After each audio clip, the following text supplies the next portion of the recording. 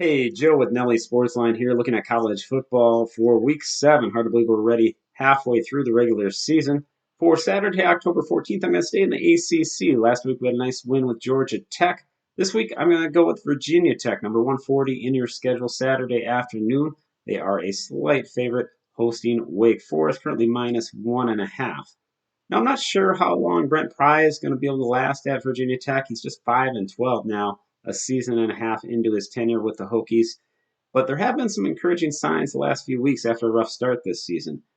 They've changed quarterbacks after the first 2 weeks. They went from Grant Wells to Kyron Drones. And while the passing numbers haven't received much of a boost, the rushing numbers have for the Hokies, with Drones a big factor in that success. The last 3 weeks, they've had rushing numbers of 184, 199 against Pitt, and then 209 last week against Florida State, as this is a team putting up nice numbers on the ground.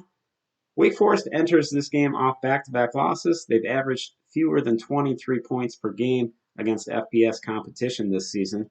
Now, last week it looks like they played Clemson pretty tough, 17-12 loss. They only had 239 yards of offense in that game, and a lot of that production came on a late drive. They scored with just over a minute to go to make that score closer than it deserved. Last 2 games, Wake Forest has allowed 350 rushing yards on nearly 5 yards per carry. And quarterback play for Wake Forest obviously taking a downgrade, losing Sam Hartman.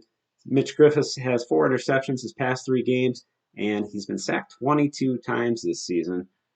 Now, Virginia Tech defense isn't a Frank Beamer defense of years past, but they've averaged 2.5 sacks per game. They're actually second in the nation in the fewest passing yards per game allowed this season. Now, some of that has to do with the competition and the game states of those contests, but they do allow a full yard less per attempt than Wake Forest does in pass defense. This is a Wake Forest team and program that hasn't won in Blacksburg since 1983. I know they don't play every year, but Wake Forest has also lost 4 straight ACC road games. They're 6-12 straight up on the road in ACC games since 2019. So I think there are enough factors here to like Virginia Tech to close out a narrow win at home this Saturday. Nelly's football had a great Saturday last week. We were 3-0 in our college selections on Saturday. We'll have at least one 7-star going this week in a major conference game this weekend. You can check that out at ASAwins.com. Thanks for checking out today's free pick. We'll be back next week with another selection for you in college football. Best of luck this weekend.